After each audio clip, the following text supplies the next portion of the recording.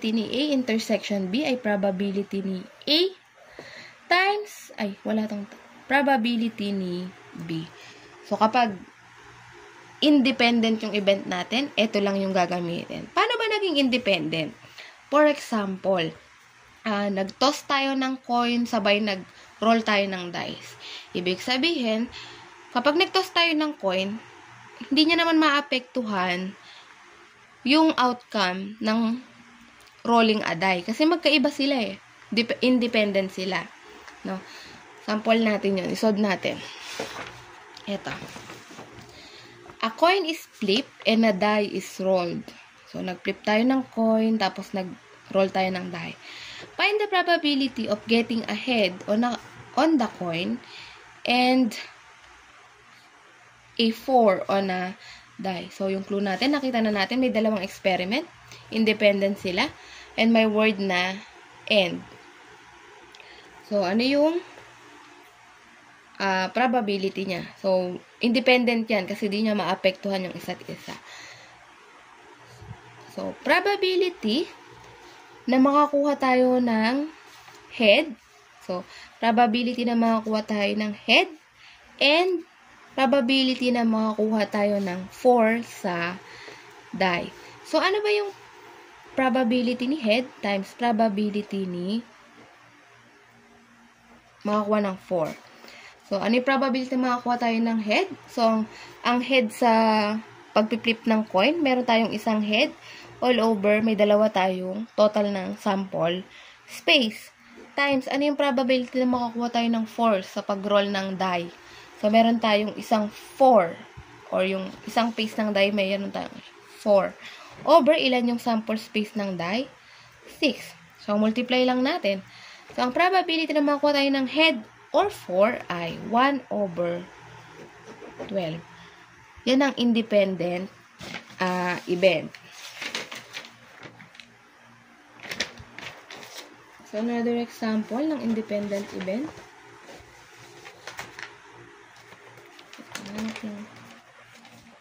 So, tapos na tayo sa independent. So, simple lang yun kapag walang pakialam yung isang event and may word na end. So, lagi lang natin tandaan yung end tapos walang paki sa isa't isa or walang mangyayari or hindi maapektuhan. Isa pang example ng independent event. Kunwari, kanina kasi, dalawa yung klase ng experiment natin. So, ngayon, sampulan natin ng isa lang yung experiment na ginawa. So, kunwari, nag-draw tayo ng deck of cards. So, isang clue na independent siya, ibabalik natin yung binunot natin. So, for example, meron tayong deck of cards. Ano yung probability na makakuha natin? Magdodraw tayo ng dalawang beses. Tapos, ano yung probability na makakuha tayo ng queen, tsaka ng, ng jack na lang. Queen, tsaka ng jack. Given na ibabalik natin yung, kunwari, bumunot tayo ng isa, tapos ibabalik natin. Independent yun, kasi hindi naman niya maapektuhan. Binalik naman natin, kompleto ulit yung deck of cards. So, ilan yung queen? So, probability na siya ay queen, or probability na siya ay isang jack. So, probability na queen times probability na siya ay jack. So, ang probability na queen sa unang bunot natin ay ilan ang queen sa deck of cards? 4 over 52 yung deck of cards. Times, dahil binalik naman natin yung cards, so, ang probability na jack, meron tayong 4 over 52 pa din. 52 pa rin yung ating deck of cards. So, dahil independent, 4 times 4 is equal sa 16 over 52 times 52. 52 times 52. 2704. Or para mas madali, pwede natin i-direct calculate. 4 times 4 all over 52 times 52. 1 over 69. So, naka-direct siya sa calcu. 169 pala. Naka-lowest term na. So, pag ito yung sagot nyo lang, di pa siya naka-lowest term, may minus. So, dapat naka-simplify or naka-decimal or naka-percent. Na? Punta na tayo sa rule number 2. Ano ba yung sabi sa rule number 2? So, sa rule number 2, meron na tayong when two events are dependent, the probability of both occurring is probability ni A intersection B and B is equal sa probability ni A times probability ni B given that nangyari na si A. So, nangyari na yung ito yan, si B over A, parang mangyayari muna si A eh. Binunot muna si A. So, kaya naging ganito. So, samplean natin. So, yung sample dito, number 1. A day's production of 800, pag sinabi kasi nating dependent, parang hihintayin niya munang mangyari yung first event bago, para malaman natin yung mangyayari sa second event. Maapektuhan yung second event. Laging maapektuhan yung second event ni first event. So, para mas maintindihan natin, ito yung first example. So, a day's production of 850 manufactured part contains 50 parts that do not meet customer requirements.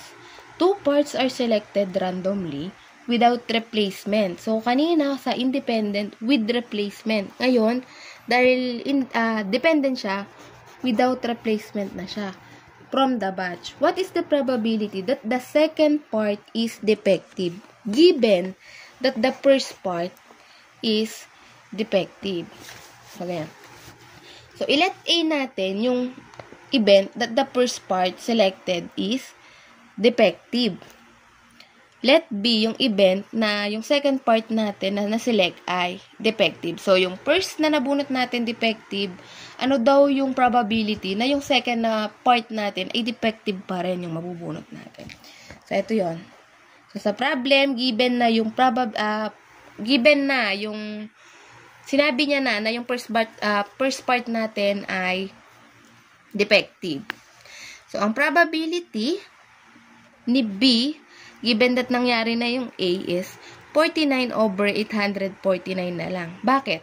Kasi sabi niya, yung first part daw natin defective. Ilan yung lahat ng defective natin? Diba? 50.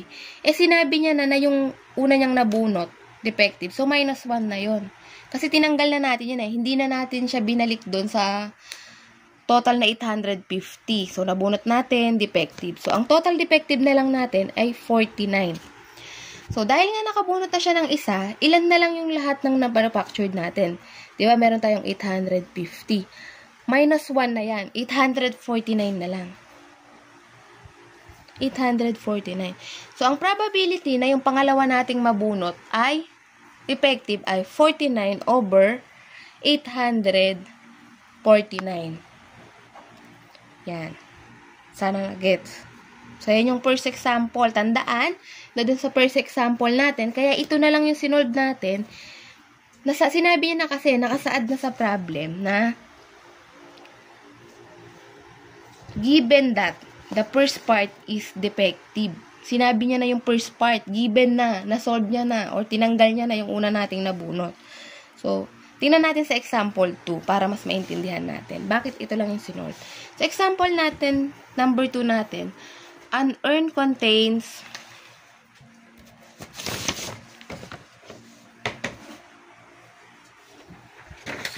6 red marbles and 4 black marbles.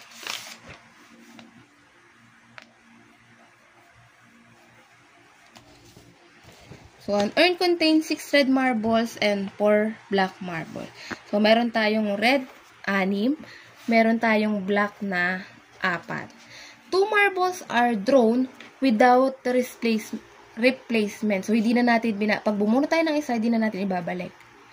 So, what is the probability that both of the marbles are black? Ibig sabihin, yung unang mabunot natin, tsaka yung pangalawa, parehong black. So, syempre, probability ni A and B is equal sa probability ni A times probability ni B given that nangyari na si A. So, solve natin. So, sa una, syempre, wala yung restriction. Bubunot pa lang tayo. Kompleto pa yung marbles dun sa urn. So, ilan ba yung black? Yung lahat ng black. So, meron tayong 4. Over, ilan lahat ng laman ng urn? 10. So, okay na tayo dito sa part na to. Ngayon, probability ni B after mangyari ni A. So, binunot na natin si isang black. Ilan na lang yung natira? Hindi na natin kasi ibabalik eh. So, kapag nangyari na yung event A, 3 na lang yung black kasi nabunot na nga natin siya. So, next, ilan na lang yung lahat ng bola? 9 na lang. Kasi di na natin binalik yung una natin binunot. So, yan lang yon. Ipag-multiply natin. 4 over 9 times 3 over 9. Ay, 10 pala to, sorry. 10. Kasi 10 pa yung bola sa umpisa.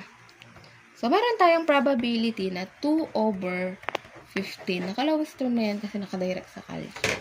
2 over 15. So, isa pang example para mas magets natin. Yung nasa module pa din. So, example number 3. 2 cards are selected from a pack of cards. What is the probability that they are both